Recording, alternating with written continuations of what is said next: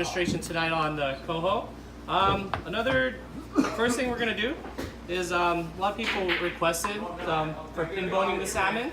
So when you guys get your salmon and then you're at home, it's gonna be in like fillets just like this. When you get it, it's gonna be frozen, and you can just thaw it out overnight. And what's cool about it being frozen at -40 degrees is that it kind of skips the process of the actual freezing itself. So it's almost like when you guys thaw out your fish, it's almost like you caught it from the ocean. That's the best part about that flash frozen stuff. And you just freeze it, thaw it in the fridge? Yeah, in the fridge. In the fridge would be the best way, slowly. So, what we're gonna do right now, I'm just gonna show you guys some pointers on pin boning your salmon. I always recommend, you can get something like this on Amazon for like $10. They're just so worth it. A lot of people like to use the needle nose pliers, but the needle nose pliers, unfortunately, sometimes it takes a little too much of the meat off, and it's very, I would say, kind of sloppy. It's not clean. And with this is made specifically for taking these bones out. And when you have this, it makes it real easy just to pull out. What's it called? They're just fish tweezers, fish tweezers. Yeah, and I mean, you just put fish tweezers on Amazon, and if you want to, you can actually come if you want to take a picture of this particular brand. More than welcome to. So, salmon, of course, you have two sides to it. Then one side is going to have the pin bones, the other side is not. One way we can tell, of course, I always recommend using gloves for this. So we take our index finger, and we're just gonna. This part's gonna be, one part's the belly side, one part's the loin. With this one, we can't really tell. So what we're gonna do, our pointer finger, we're just gonna kind of glide, and then I can actually feel the bones. And the reason why I'm going like that, not only I'm feeling for the bones, I'm actually feeling on which way the bones are going. So in this case, the bones are pointing that way. So what that means, since they're pointing that way, I'm not gonna try and pull the bones out this way. We're gonna pull it this way. So take our tweezers, and it comes out just like that. I mean, at first could be a little tedious, but the more practice, the more better.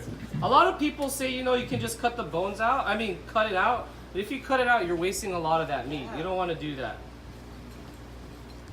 So, I mean, I'm barely even touching the fish. That's why it's so worth it just getting a pair of these. So are you doing it visually, or are you feeling it? I'm doing it visually right now. Then if you're not sure, I mean, then yeah, then I'd recommend, like I said, wear gloves. And you can always feel for it. Like with that right now, I can feel that one still sticking out. And if we're not sure, that's probably right at the end. And if you're not sure, you take a knife and you just kind of cut right above, right there. And if there's nothing else sticking, oh, see? There's still some more in there. And that's why you always double check.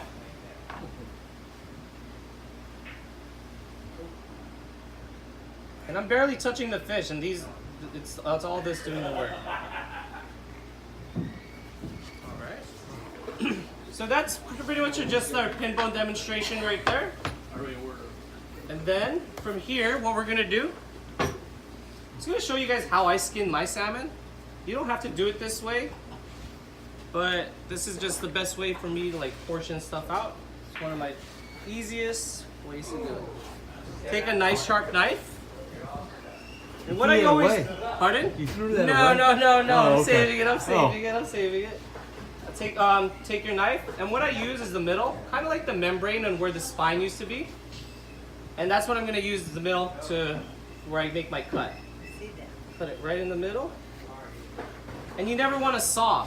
Just try to do one at a time, If you start sawing it, it's going to kind of ruin the meat, and it's not going to be as clean. So just kind of one each time.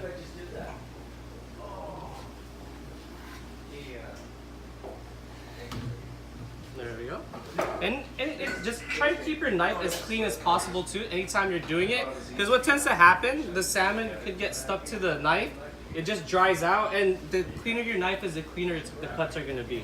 So what I'm going to show you now is what we have here. There's bloodline. It's this line right here. It's kind of like the brown line, and this is what I'm going to use as my guide for skinning the fish.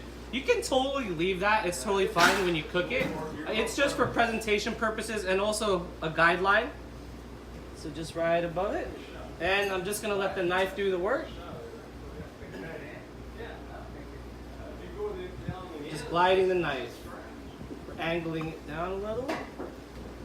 There's that. That's for the dogs. Keep the knife. They love it. Yeah, they do. Oh, yep. And of course, once again, demonstrate. We're just gonna use the bloodline as the guide. And we're just gonna kind of lightly angle it down a little. And we're just gliding the knife. We're not putting too much pressure. Keep the knife nice and clean. Okay. Then we're just gonna keep the portions right here. So, get our pan nice and hot. And what I'm gonna use to season, we're just gonna season today with salt and pepper. And we're gonna season nice and high. Nice and high so it evenly spreads. And it's again 1 part pepper, 1/4 part salt. You can keep it totally separate. I just do it together. Always season both sides of our fish. And again, we always want to liberally season our fish because we're going to lose some of that seasoning in the pan. And we're going to utilize some of that seasoning because it's so much flavor, and we're going to make a sauce out of it. So we get our pan nice and hot. And again, for the oil I'm using today, I'm using the blend again of olive oil and canola oil. Again, if you don't want to do the blend, grapeseed oil works totally fine. Avocado oil, peanut oil, just coconut oil is amazing. Really good, really good. So, get our pan nice and hot. We're gonna add our oil. Again, we never want to add oil to a cold pan.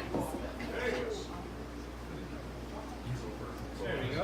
And immediately it's already starting to kind of like smoke. And that's what we're looking for. Let's put this right back on there. And we always want to add our thickest piece first. And that's the sound we want to hear. Anytime we're cooking or searing, that's the sound we want to hear. We don't want to, if you don't hear that sound, then the pan's not hot enough. Again, I'm not adding everything all at once. I'm adding it one at a time because we don't want to cool the pan down too much. Is the tail piece not thick enough for this recipe? Nah, you can use a tail piece. It's totally fine. Yeah, totally fine. I just if I had a big enough pan, I'd use all of them. Yeah. But then again, with those, they'll cook a little faster than these ones. And with salmon, it's really easy to pay attention to see it cooking. I'm gonna pass this pan around, and this is the first fish I dropped. And you can see it's already starting to cook up. And when it gets right into the middle, I'm going to flip it around. When it gets right into the middle, that's when we know we're ready to flip. With the seasoning, Nicholas, like would you leave it even a little more raw? Yes, I mean, it's really more preference, but I always cook it just to mid-well. Then take it off at mid-well because there's always carryover. It's always carrying over because of the residual heat.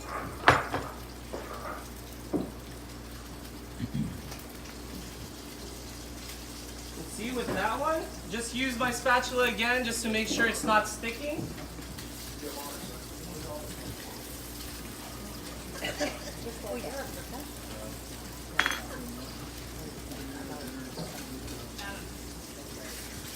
Beautiful, beautiful, beautiful.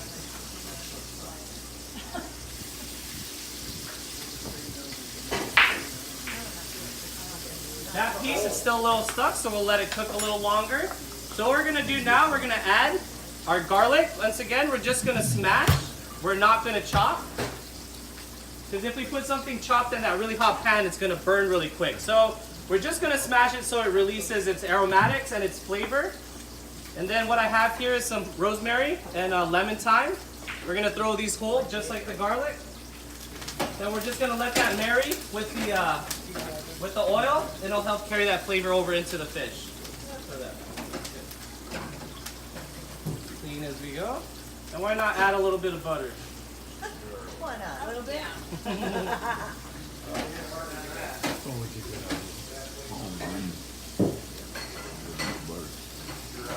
So I'm going to pass this fish around, pan around. I'm going to show you guys what we're looking for. You got that nice golden sear right there. It's nice crust. And that's what we're looking for, a nice crust like right there. It's similar to how we cooked the fish last night. Exactly the same, actually.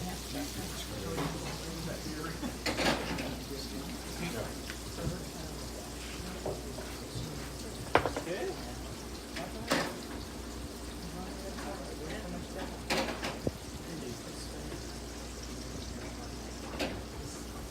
Okay.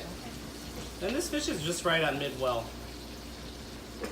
So, like I said, there's a little bit of heat still cooking the fish while we make our sauce. So just kind of undercook the fish.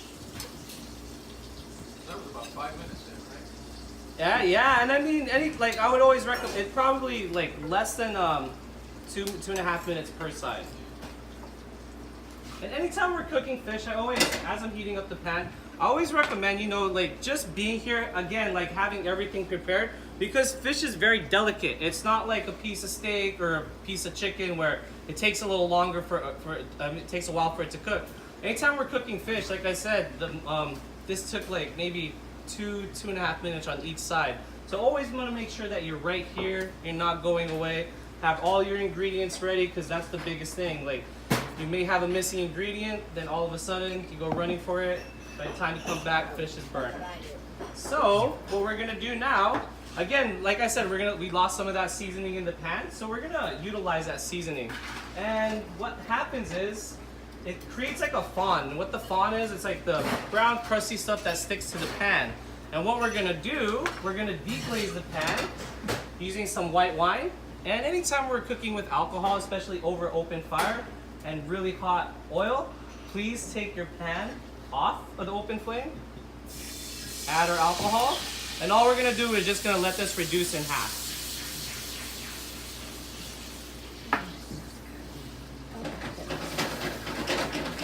And if not, you're not only that you're utilizing all the flavor left in the pan, is you're also helping clean the pan by deglazing with that.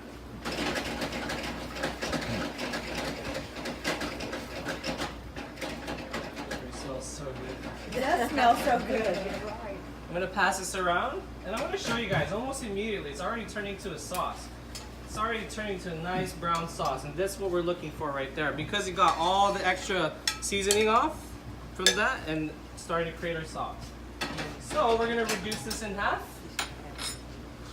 After that's reduced in half, what I have here is heavy cream.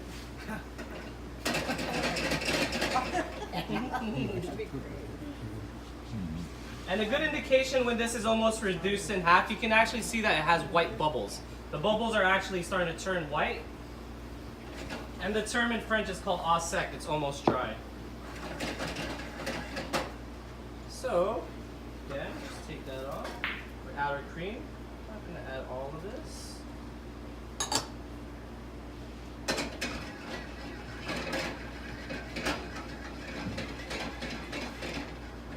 While that's reducing, what I'm gonna do, I'm gonna add my capers. One thing too, when we are cooking with capers, one pointer, I like the texture of capers, especially with fish. When you're eating it with fish, it just goes so well. And when you are cooking with it, try to always add the capers just at the end, because if you add them too early, like they'll turn into mush and you lose that texture, and it's just not that great. So yeah, just always add your capers right at the end.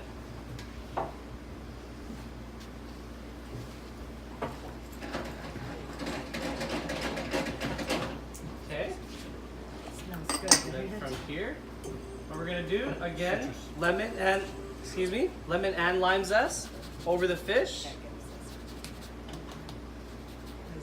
Makes it that much more refreshing. Just on the side. And the lime. Right? Immediately. Yeah, it's very, very refreshing. And we're gonna get a little bit of citrus from both the lime and the lemon.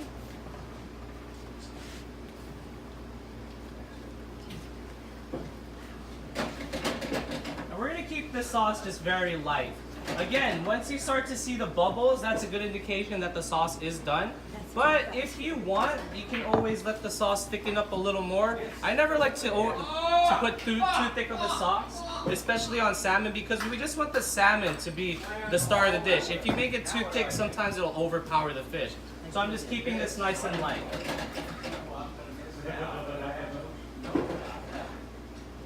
So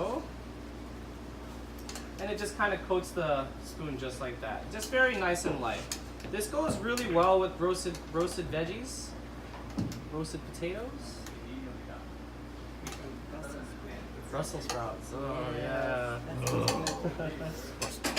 And then from here, I've got chives, and I've got my last chive flour of the season. So we're gonna use it. It's so sad when they're gone. Nice, yeah. Just right over the top. And these are edible. Taste just like little oniony, but very, very not too bad.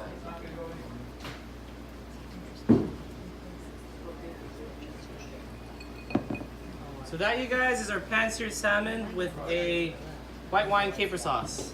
Hey.